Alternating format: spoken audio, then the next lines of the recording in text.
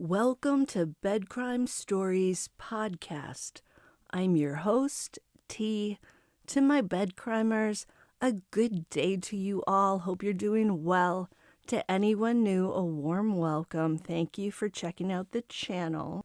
As always, if you find you enjoyed this, just do me a favor at the end, smash the like button. Just wanted to share some quick true crime updates for you today. I'm going to be covering the Alec Murdaugh trial, share a little news about the Idaho case, and also give you an update on the Dylan Rounds case. Without further ado, let's get into it. In the Alec Murdaugh trial today, the defense rested its case. The state then said it will have a few further rebuttal witnesses with the aim to move to closing arguments on Wednesday. The number of state rebuttal witnesses should be between 4 to 5 people. I keep wondering if the state is going to bring in some of the boat crash victims into the court to take the stand, like Anthony and Connor Cook and possibly Morgan Dowdy, to have them tell the jury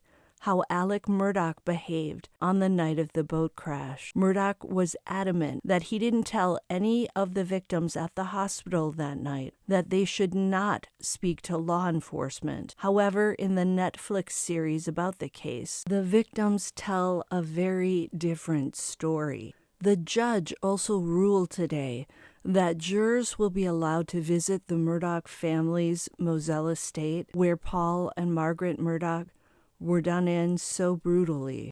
Murdaugh's lawyers had asked the jury be allowed to see Moselle, while the state opposed the trip, saying that Moselle has changed since the crime occurred on June 7th back in 2021. The judge did not say when the trip to Moselle will take place, but it's going to happen in the next couple of days because the trial is nearing its end. Note that the jurors will only be allowed to visit the dog kennels where the shootings occurred. They will not be allowed into the residence or anywhere else. And law enforcement will be on hand to secure the scene because apparently a lot of people are showing up there trying to take selfies. It is unclear if the media will be allowed to cover the jury's visit to Moselle. Today also saw the defense introduce an expert in crime scene reconstruction and blood spatter analysis who suggested that 2 people may have carried out the crime. Timothy Palmbach, a former professor of forensic science at the University of New Haven, talked about how the 2 victims were shot with different weapons, Paul with a shotgun and Margaret with a blackout rifle. Palmbach also stated that he determined Paul was injured first, and it occurred from such close range that the shooter would have been temporarily stunned by the explosive violence. Palmbach said, and I quote, "It's structurally difficult for the shooter to have 2 long arms and no practical reason for that to happen. Add to that what I believe happened to the shooter who fired first with the shotgun, and I think it tips in favor of the probability of 2 shooters," end quote. Who knows what the jurors are thinking after hearing all of this? There was another expert on the stand as well, Dr. Jonathan Eisenstadt, an expert in forensic pathology. Dr. Eisenstadt disputed the accuracy of Colton County Coroner Richard Harvey's estimated time of death and testified Monday morning that Paul and Margaret were not killed in the exact manner in which the 2 state experts said, but rather were shot execution style in point-blank range or contact blast to the skull. Eisenstadt testified that whoever shot Paul pressed the gun barrel into his skull and would have been covered with blood spatter and biological material. Eisenstadt also stated that whoever shot Margaret could have been much taller than she was. When the state cross-examined Dr. Eisenstadt, they were able to show that the doctor did not perform any direct testing on the bodies, but relied instead on evidence and documents given to him by the defense. They also made it known that Dr. Eisenstadt was getting paid more than $10,000 for just 2 days in the courtroom. What a gig. Also appearing on the stand today was Alec Murdaugh's brother, John Marvin. In my opinion, John Marvin made for a sympathetic witness. He was very emotional when talking about his deceased nephew, Paul. According to John Marvin, he and Paul shared a special bond, and they spent a lot of time together. John Marvin talked about going over to the crime scene after the investigators had left, and he himself cleaning it up. What he described was a very gruesome scene where a lot of biological matter was still on the ground, in the feed room, on the walls. You get the picture. It's shocking how investigators leave crime scenes.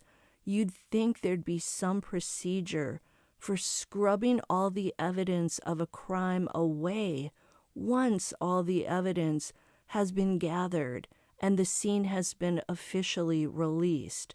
I don't think family members who clearly have nothing to do with the crime should have to undertake such actions. And by that, I'm referring to John Marvin. I am not referring to Alec Murdaugh. I think he should have had to clean that area up, if you know what I mean. I know there are companies that can be hired to do this, and for the Murdaughs, it would be well worth the price. Do you guys remember the 19-year-old farmer Dylan Rounds, who disappeared 9 months ago in May of 2022 out near his farm in Lucin, Utah?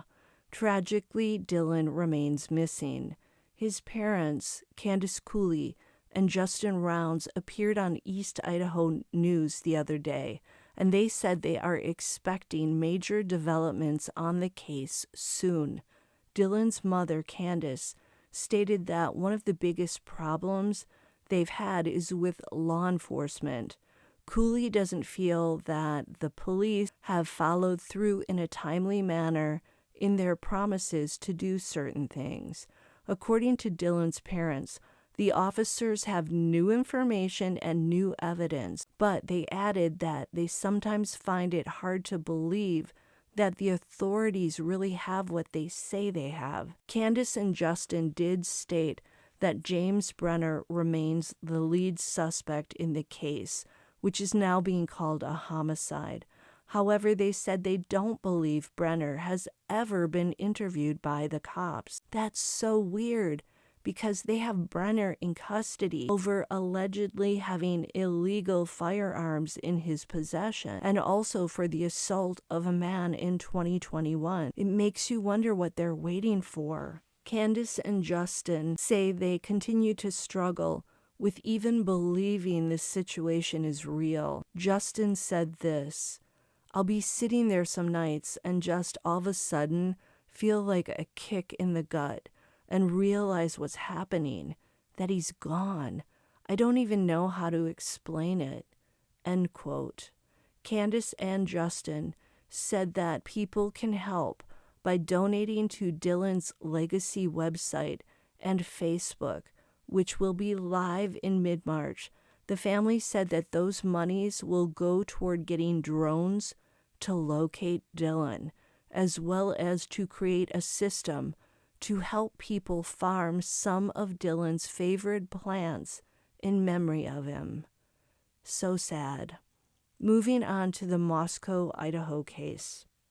Tracy Walder, a former FBI special agent and former CIA officer, told News Nation yesterday that if it's true, as People magazine has reported, that suspect Bryan Kohberger had images of one or more of the slain University of Idaho females on his phone, it would show a pattern of behavior. This could be another nail against Kohberger in what is a circumstantial case. Walder said, and I quote, "We know that he was reprimanded at Washington State University for his treatment of some of the female students and female staff. And so if he had photos on his cell phone, it directly ties him back now to the occupants of that house. This is one step closer to tying him to that. If he was taking sort of action shots of them, stalking them, following them to work, school, all of that, that really sort of goes more toward this premeditation," end quote.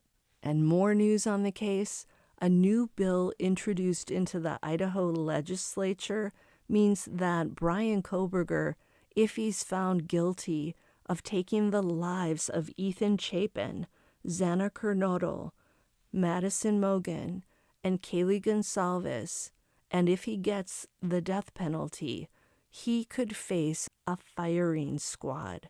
Republican State Representative Bruce Skog introduced the bill, and if it's passed, Idaho will reinstate death by a firing squad. That method was legal in the state between 1982 and 2009. Skog said such a squad would be a more humane method of handling prisoners. Of course, the prosecutors haven't yet shared if they plan on seeking the death penalty, which under the current law would be by lethal injection. Under Skog's bill, the Idaho Department of Correction would have to find out whether a lethal injection is available no later than 5 days after a death warrant is issued. If such an injection is not possible, then guess what? A firing squad will take care of the job. Apparently, it's not that easy to acquire the chemicals needed for those injections. Utah brought back firing squads recently because of their inability to get chemicals for these injections. And in Idaho, the Department of Correction had to cancel a scheduled injection of a guy named Gerald Pizzuto Jr., who was convicted for taking the lives of Berta and Delbert Herndon. Right now, lethal injection is the maximum penalty used in cases in which the suspect pleads guilty or is found guilty of first-degree murder. Kohberger is facing 4 first-degree murder charges, 1 for each of the slain students. Lethal injections are controversial. It turns out they sometimes don't work as planned. In fact, in 2022, 7 of 20 such injections were said to be visibly problematic, either due to incompetence by the person handling the injection, oh my God, or because protocols were not followed. Kaylee Gonsalves' family has let it be known that they want the guilty party to face the death penalty. However, the decision for that has to be made by all of the victims' families together. That's all for today. If you have time, check out my new mystery on the Dyatlov incident. I've poured my little heart into those episodes, and I think you'll really enjoy them. Until the next time on Bed Crime Stories. Now smash that like button, subscribe to my channel, leave me a comment, consider a membership, and I'll see you next time.